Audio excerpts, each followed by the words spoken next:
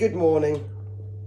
This morning I will be discussing globalization, and I was planning on being dressed and up, but it didn't happen because I've had a bit of trauma in life, so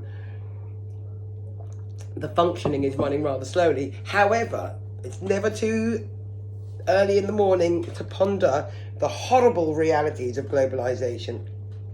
So first of all, let's look at what globalization is. It is what it says it is. It's taking an idea of any description and punching it round the whole globe so that this idea is being enacted everywhere. So globalization in and of itself is not particularly problematic. For example, globalization of peace would be a good thing.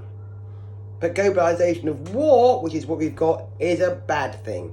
So when discussing globalization, first the thing you have to ask yourself is globalization of what?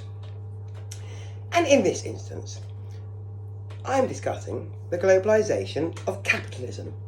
And I'm also realizing as I look at the camera how terrible my hair is.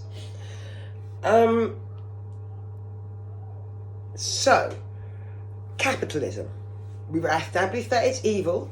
We've established that it's bad for the 99%. And now we're looking at the fact that it has been perpetrated globally. And the perpetration of global capitalism, from my scant investigations, has its seeds in the colonialist era. And possibly before then, but I don't know because I don't do research. So during the colonial era, the Europeans went sailing around the world in big boats and owning everything. And when they owned everything, they took all the profit that they made away from the people who made the profit for them, but made those people still keep making more stuff. And so the business interests of Europe were making money in Africa, India, wherever they were making money. And you got this trade scenario going on. Some of it in humans. Quite a lot of it, actually. And it was highly successful. The West became the West. India, Africa, everywhere else got seriously fucked up.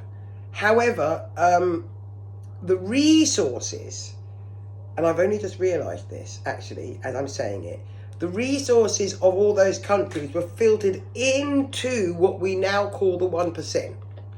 And the 1% spread its interest all back around the world because they now had the resources to do that. And there's probably a lot of economic reasons why my analysis is incorrect on an academic level, but on a practical level, the globalization of capital means that the 1% who have all the capital have put shackles on everybody else on earth. And if you're not prepared to dance the tune that the global piper is playing, you're going to be fucked, unless you live in the West. And like me, I live in the West. The fact that I'm sitting here making this video for you is because my great-great-grandparents were shipped from India and Africa, from India and Indonesia to Africa, where they met and were able to make my parents. So I am a product of globalization, and fortunately for me, my parents were born with British passports, and fortunately for me, I'm on the upside of globalization. And you know I'm on the upside because I've got an iPhone.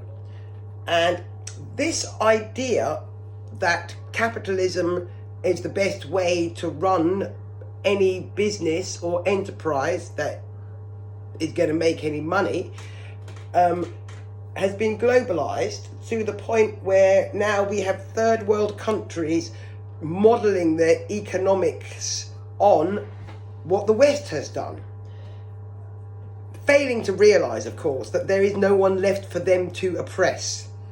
Africa cannot go colonizing because the whole world has already been colonized, and you can't set up that system unless you can go and find some people to oppress and take their land. It just won't work. And that's what globalization is. I'm trying not to go off at tangents and talk about other things, and it's quite difficult to keep it to just globalization because, as I said at the beginning, globalization is not the issue. Globalization of capitalism is the issue. And if capitalism wasn't about private property, globalization of innovation and globalization of available technologies and globalization of information is not a bad thing. So if you're going to discuss global politics, which I really hope you've got something more pleasant to do today, but if you are, you have to be very careful with the language that you're using, and don't slag off globalization, slag off the globalization of capitalism. And I'm going to finish with a little song. It's got the whole world in its hands. It's got, you can join in, the whole world in its hands. It's got the whole world in its hands. It's got the whole world in its hands. Now it's a little bit baby. Capitalism's got the little bitty baby. And oh no, in its hands it's got the little bitty baby. In its hands it's got the little bitty baby. In its hands, capitalism's got it in its hands. I'm kind of changing it as I make it up. It owns mama and papa. Yes it does, it owns your mama and your papa. Yes it does, it owns your mama and your papa. Yes it does, it's got its big cock up their ass. It fucks your brother and your sister. Hello. In its hand, it's got your brother. I have to stop swearing because here I've got small people coming in the room. It owns your brother and your sister. Yes, it does. It's got the whole world in its hands. It's got the whole world on its knees. It's got the whole world on its knees. It's got the whole world on its knees. It's got the whole world on its knees. I hope you enjoyed that. You can see the spirit. Make one up yourself today. Sing it on the bus.